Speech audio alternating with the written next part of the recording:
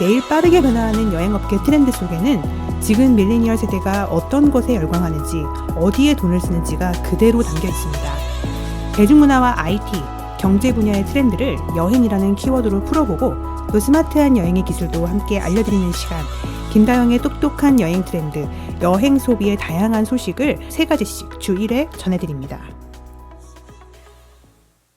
3월 세 번째 주 방송입니다. 오늘도 3가지 소식 준비했는데요.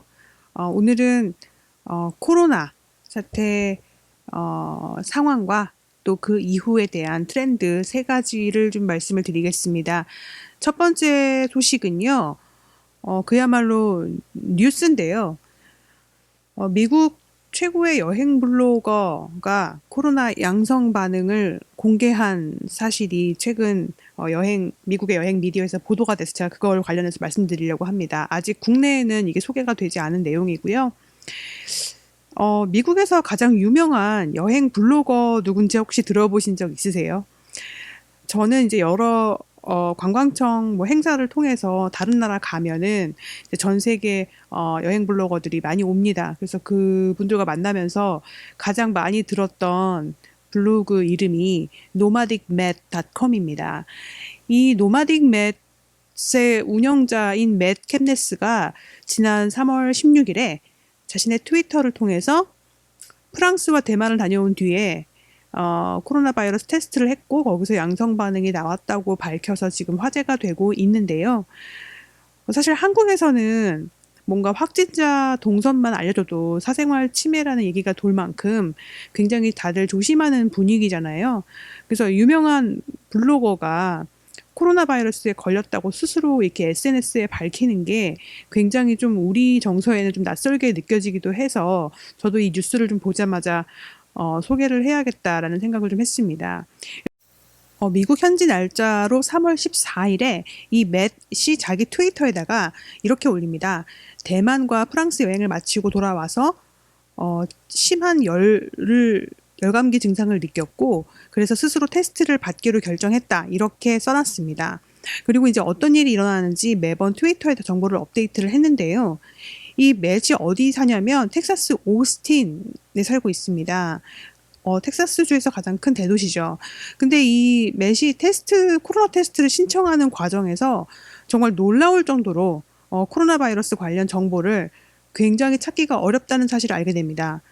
결국에 한 개인 병원에서 40불 정도를 주고 테스트를 받았다고 하고요. 3월 17일자 트위터에 올라온 글을 보니까 양성 판정을 최종적으로 받았다고 하네요.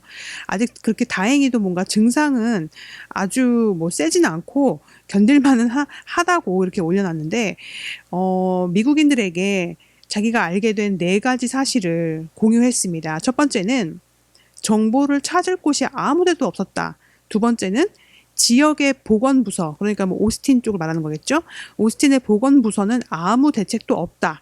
그리고 세 번째는 테스트 결과가 나올 때까지 24시간에서 48시간이나 걸린다는 건 말도 안 된다. 맷 같은 경우에는 24시간이 걸렸다고 해요. 네 번째는 당신이 생각하는 것보다 코로나 걸린 사람은 굉장히 많다. 그러니까 아프면 바로 체온을 재고 체온이 높다면 바로 검사를 받으러 가라. 이렇게 조언을 하고 있습니다. 이 맷이 굉장히 오랫동안 이 nomadicmat.com을 운영했던 굉장히 프로 블로거거든요. 그래서 블로거답게 자기가 겪고 있는 모든 상황을 실시간으로 지금 공유를 하고 있는데요. 여기서 그치지 않고 오스틴 지역 매체에 직접 인터뷰를 요청해서 언론에 널리 이 사실을 알리고 있습니다. 특히 오스틴에도 드라이브 스루 테스트가 시작이 되긴 했지만 테스트 결과 나올 때까지 너무 긴 시간이 걸리다 보니까 그 사이에 집에 가서 스스로 격리하라고 한대요. 그러면 그 동안에 테스트를 기다리는 동안에 병이 널리 퍼질 수 있다는 경고를 하고 있는 것입니다. 현재 해외에서는 지금 영향력이 큰 여행 블로거들 사이에서 해외여행을 권고하는 콘텐츠를 당분간 자제하자라는 움직임도 일고 있는데요. 이 노마딕맷도 해외여행 후에 코로나 감염 사실을 밝힌 만큼 당분간 이런 움직임은 계속 커질 것 같습니다. 첫 번째 소식은 미국의 유명 여행 블로거가 여행 후 코로나 양성 반응을 받았다는 소식입니다. 두 번째 소식은요. 전반적인 좀 트렌드를 짚어보려고 하는데요. 코로나 이후의 여행 업계 어떻게 될 것인가? 저는 오늘 언더 투어리즘이라는 용어를 좀 소개해 드릴까 합니다. 코로나 이전의 세상이 어땠었는지 벌써부터 굉장히 시간이 되게 오래전인 듯한 느낌이 막 드는데요. 사실 코로나 직전의 여행 업계는 정말 포화 상태, 정말 오버 투어리즘을 매일매일 걱정하는 그럴 정도로 호황기였습니다. 이 오버 투어리즘이라는 게 정말 특정 관광지에 정말 많은 사람들이 몰리는, 그래서 많은 환경과 사회 문제가 발생되는 그런 문제였는데요. 오죽하면은 이탈리아의 베네치아나 프랑스 파리가 크루즈를 금지하거나 관광버스를 통제를 해야 될 만큼 굉장히 이 오버 투어리즘은 심각한 문제였고요. 또 기후변화에도 큰 악영향을 미치는 사실은 전 지구적인 문제였지만 아무도 여행을 자발적으로 그만두려고 하지는 않았습니다. 당시 오버 투어리즘의 반대말인 언더 투어리즘이란 단어는 전혀 주목도 받지 못하는 그런 용어였습니다. 그런데 작년 2019년 9월, 그러니까 작년 가을이죠. 코로나 사태 훨씬 이전인데요. 내셔널 지오그래픽에 영국의 언론인 줄리아 버클리라는 분이 기고한 언더 투어리즘 관련 칼럼이, 짧은 칼럼이 하나 있는데요. 이 글에서 말하는 언더 투어리즘이라는 거는 뭐냐면 좀 덜 붐비는 목적지를 부각시키려고 하는 각국의 어떤 새로운 관광 마케팅 전략을 의미했습니다.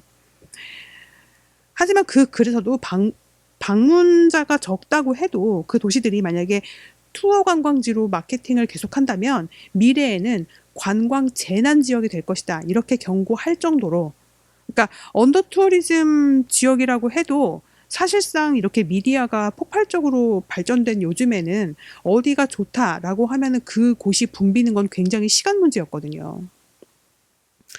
그런데 전혀 예기치 않았던 이 코로나 사태 이후로 언더 투어리즘이라는 용어가 새로운 의미로 지금 주목을 받고 있는 것입니다.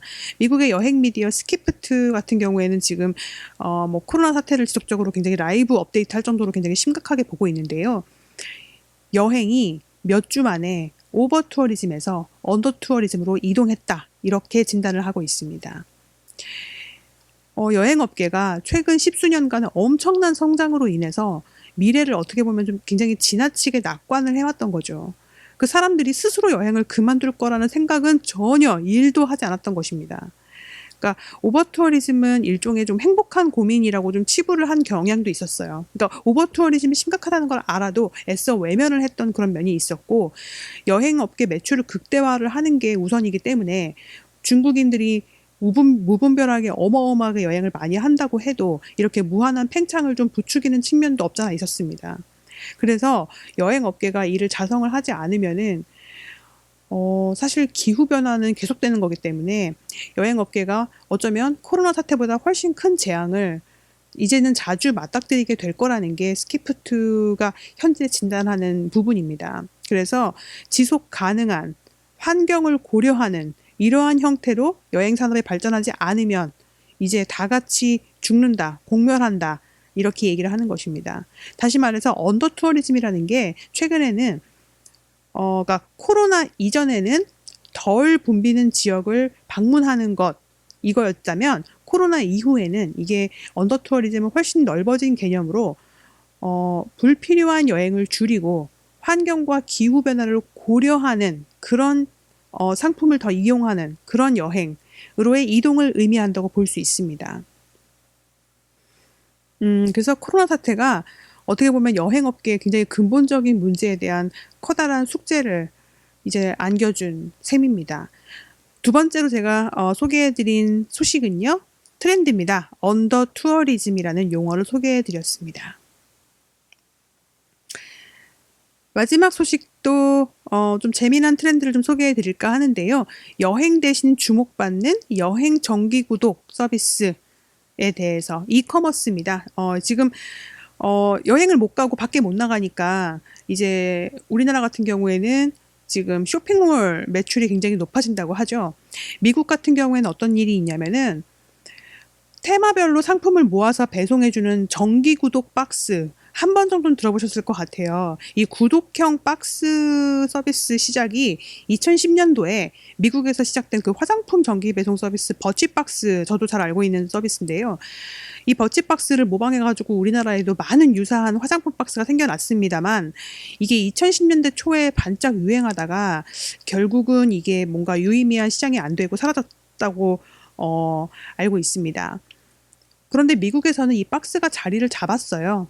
예, 그래가지고 아무래도 우리나라처럼 이렇게 쇼핑이 뭔가 편리하지 않아서 그런지 이게 하나의 구독 경제로 자리를 잡아가지고 굉장히 활성화가 됐는데, 최근에 미국에 이제 코로나가 크게 확대가 되면서 여행을 이제 극도로 자제하는 분위기가 이제야 막 시작되는 상황이거든요. 그래서 포브스에서도 이 여행 대신에 뭔가 여행 테마 구독 박스로 좀 달래보자. 약간 이런 취지에서 여행 테마의 구독 서비스 몇 개를 소개를 했는데 좀 재미난 게 있어가지고 공유를 드리려고 합니다. The World Traveler라는 박스가 있는데요. 저도 이 박스 잘 알고 있는데, 이게 이제, 3개월마다 한 번씩 배송되는 여행 도서 서비스인데요.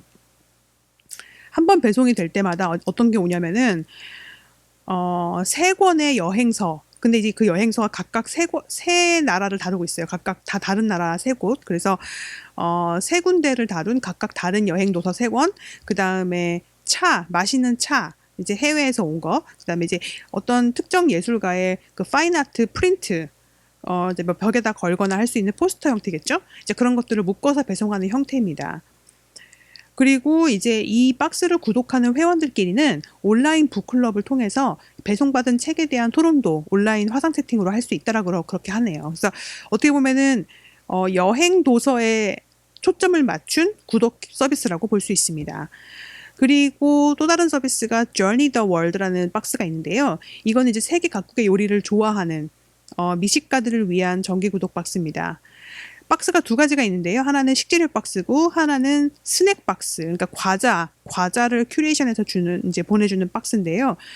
식재료 박스 같은 경우에는 매달 7개에서 8개 전 세계에 있는 식제품을 이제 선별된 걸 받아볼 수 있는 거고요. 그 제품으로 뭘 어떻게 만들어야 될지 알려주는 레시피랑 팁도 함께 동봉해서 옵니다. 매월 한 $30 후반 정도 비용이 드는 월별 박스고요.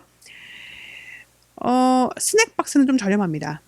이 외에도 박스 종류가 좀 엄청나게 많습니다. 사실 여행만 한정하다 하더라도 뭐 특정 국가의 화장품이나 소품만 모아서 보내주는 박스, 아니면 그 나라의 수공예품들만 모아서 매월 보내주는 박스, 또는 무슨 아웃도어 여행을 위한 제품만 보내주는 박스, 이렇게 수많은 종류의 여행 테마 박스가 있는데요.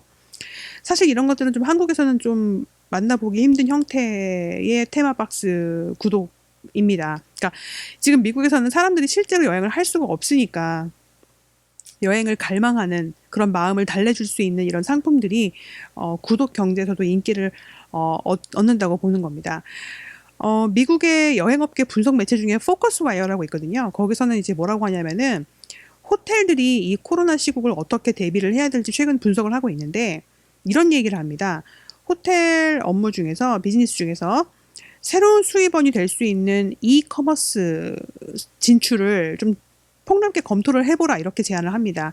예를 들어서 특정 호텔들이 좀 하고 있죠. 예를 들면 뭐 목욕 가운이라든가 침대 그 린넨이라든가 뭐 아니면은 그 호텔 브랜드 이름이 써져 있는 뭐 전자제품이라든가 이런 호텔 내에서 사용하고 있는 제품들을 뭔가 어필하고 온라인 판매를 해봐라, 이런 내용입니다. 뭐 이거는 사실 근데 모든 호텔들에 적용되는 내용은 아니겠죠. 어느 정도 차별화된 브랜드 이미지를 가지고 있어야 가능한 비즈니스이긴 합니다만, 앞서 말씀드린 뭐 여행 테마의 구독 박스 배송이라든가 또 호텔 브랜드 제품 개발, 이런 것들은 지금 여행 업계가 빠르게 참고하고 뭔가 우리는 어떤 것들을 이커머스로 보내줄 수 있는지, 어떤 상품들을 개발할 수 있는지, 이런 것들은 지금 한번 좀 빨리 생각해 봐야 될 그럴 문제인 것 같아서 참고 삼아 이 여행 정기 구독 박스 이야기를 좀 전해드렸습니다. 3번째 소식은요, 여행 대신 주목받는 여행 정기 구독 박스 몇 가지를 소개해 드렸습니다. 오늘은 제가 3가지 이야기를 드렸는데요. 첫 번째 이야기는 미국에서 굉장히 유명한 여행 블로거가 코로나 양성 반응을 보였다고 트위터에다 공개를 했고 널리 공유를 하고 있다. 지금 미국에서는 미국뿐만 아니라 전 세계에서 지금 영향력이 있는 여행 블로거들이 스스로 여행을 좀 자제하는 그런 콘텐츠들 올리고 있다. 이런 얘기를 말씀드렸고요. 두 번째 소식은 코로나 이후의 여행업계 언더 투어리즘이라는 현상에 주목을 해야 된다. 이렇게 말씀드렸고요. 마지막 소식은 여행 대신에 여행 정기 구독 박스가 인기를 끌고 있다. 이런 말씀 전해드렸습니다. 김다영의 똑똑한 여행 트렌드. 다음 시간에 뵙겠습니다. 감사합니다.